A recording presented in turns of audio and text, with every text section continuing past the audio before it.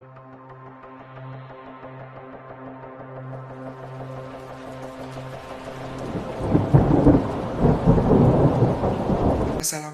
warahmatullahi wabarakatuh. Perkenalkan, nama saya Muhammad Fajrin Abdillah dari Fakultas Ilmu Tarbiyah dan Keguruan, Program Studi Manajemen Pendidikan Islam, UIN Maulana Malik Ibrahim Malang. Pada kesempatan kali ini, saya akan memberitahu kepada kalian semua apa sih yang termasuk dalam protokol kesehatan 5M dan juga apa pentingnya vaksinasi COVID-19. Akibatnya jenazah di Rumah Sakit Dr. Saiful Anwar berjejer hingga teras. Sementara itu hampir semua rumah sakit rujukan COVID-19 di Surabaya mengalami overkapasitas. Berbagai varian baru virus corona telah masuk ke Indonesia. Untuk itu, semua pihak diminta lebih waspada. Pemerintah telah menetapkan sejumlah peraturan protokol kesehatan bagi masyarakat saat beraktivitas di luar rumah, namun faktanya masih ditemui banyak pelanggaran, seperti mereka yang tidak memakai masker dan berkerumun.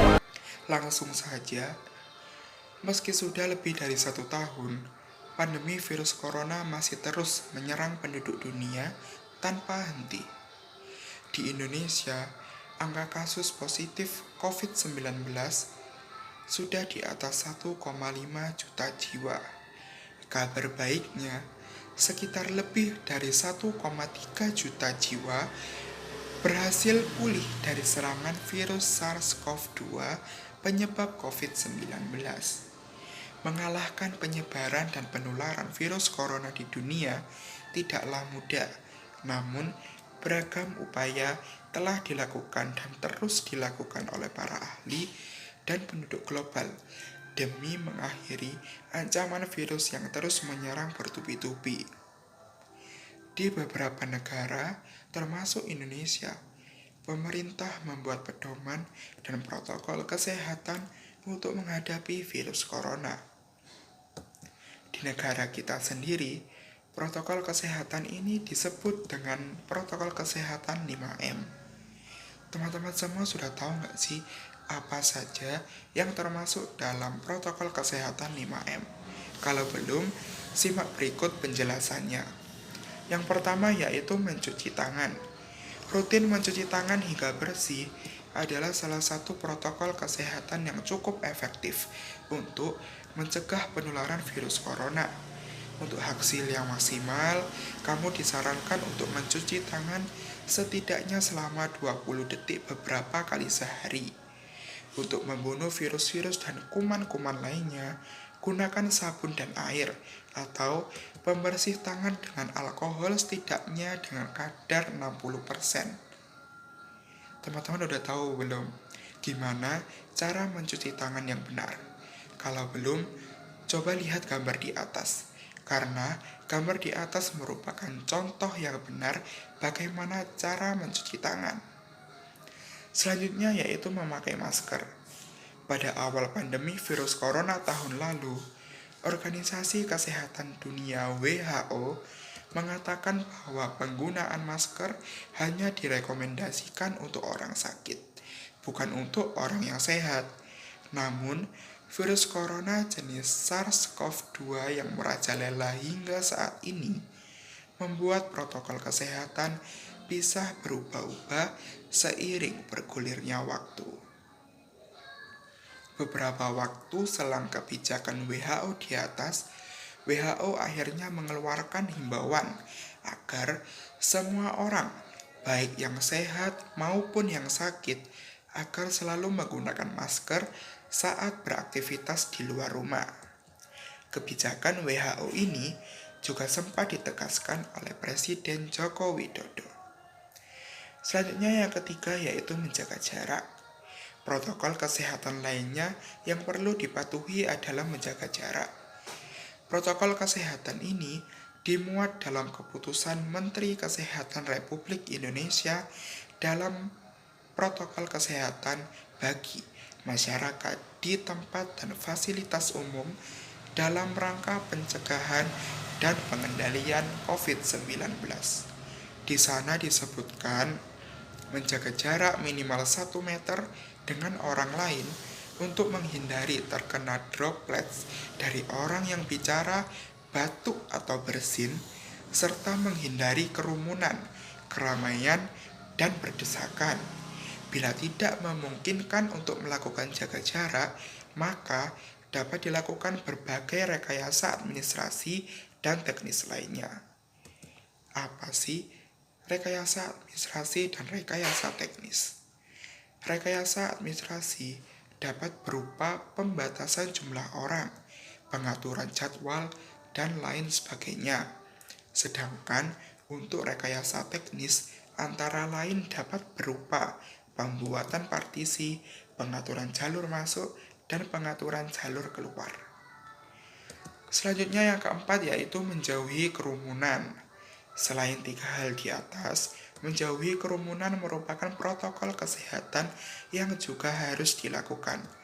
Menurut Kementerian Kesehatan Republik Indonesia, masyarakat diminta untuk menjauhi kerumunan saat berada di luar rumah.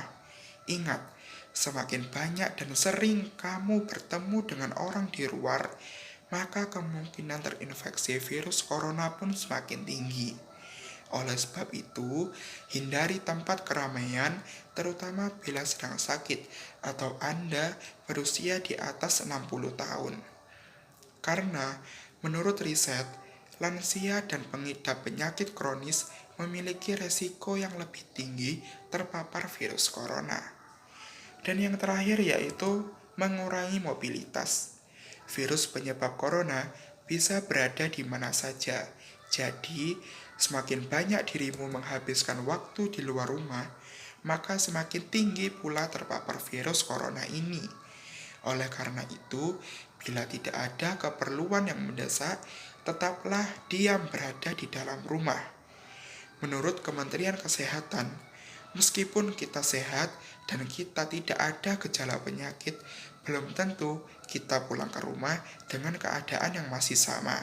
Pasalnya, virus corona dapat menyebar dan menginfeksi seseorang dengan cepat. Selain dengan cara di atas, saat ini vaksin COVID-19 tengah didistribusikan ke seluruh masyarakat Indonesia. Pemberian vaksin ini merupakan solusi yang dianggap paling tepat untuk mengurangi jumlah kasus infeksi virus SARS-CoV-2 penyebab penyakit COVID-19. Mengapa vaksinasi COVID-19 sangat penting? Sejak vaksin COVID-19 tiba di Indonesia, tidak sedikit masyarakat yang belum setuju akan anjuran pemerintah ini. Padahal, pemberian vaksin ini sangatlah penting, bukan hanya untuk melindungi masyarakat dari COVID-19, tetapi juga memulihkan kondisi sosial dan ekonomi negara yang terkena dampak pandemi. Vaksinasi atau imunisasi ini bertujuan untuk membuat sistem kekebalan tubuh seseorang mampu mengenali dan dengan cepat melawan bakteri atau virus penyebab infeksi. Tujuan yang ingin dicapai dengan pemberian vaksin COVID-19 adalah menurunnya angka kesakitan dan angka kematian akibat virus ini. Meskipun tidak 100% bisa melindungi seseorang dari infeksi virus corona, vaksin ini dapat memperkecil kemungkinan terjadinya gejala yang berat dan komplikasi akibat COVID-19. Selain itu, vaksinasi COVID-19 bertujuan untuk mendorong terbentuknya herd immunity atau kekebalan kelompok.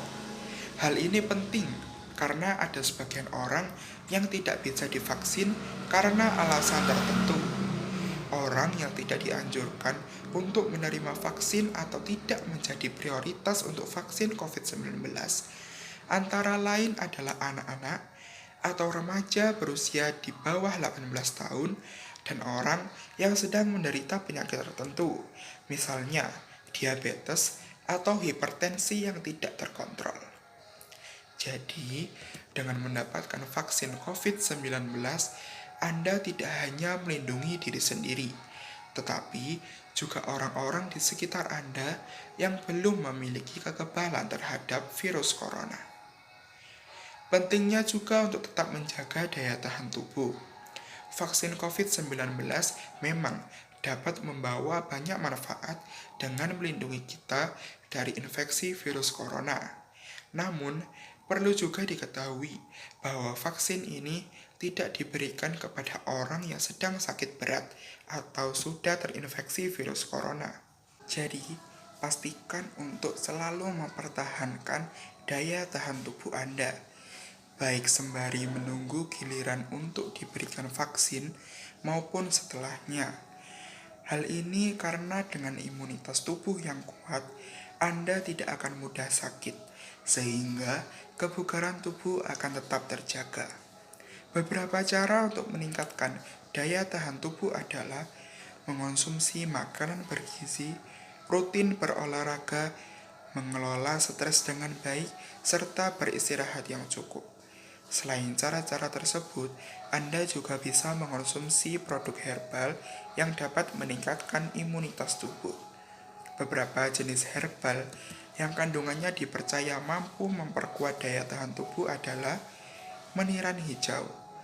Meniran hijau mengandung zat imunomodulator untuk memperbaiki sistem kekebalan tubuh yang lemah.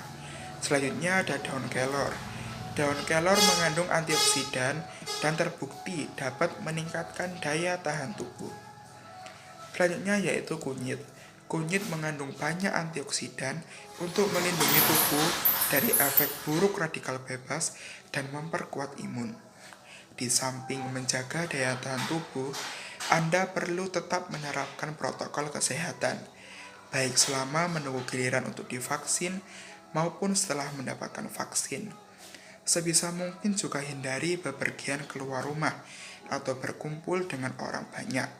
Vaksin COVID-19 diharapkan bisa menjadi solusi untuk menyudahi pandemi yang telah memakan banyak korban jiwa ini, serta melumpuhkan aktivitas masyarakat dan partisipasi Anda dalam program vaksinasi ini akan sangat membantu pemulihan kondisi negara kita. Demikianlah informasi yang dapat saya sampaikan, kurang lebihnya mohon maaf. Wassalamualaikum warahmatullahi wabarakatuh.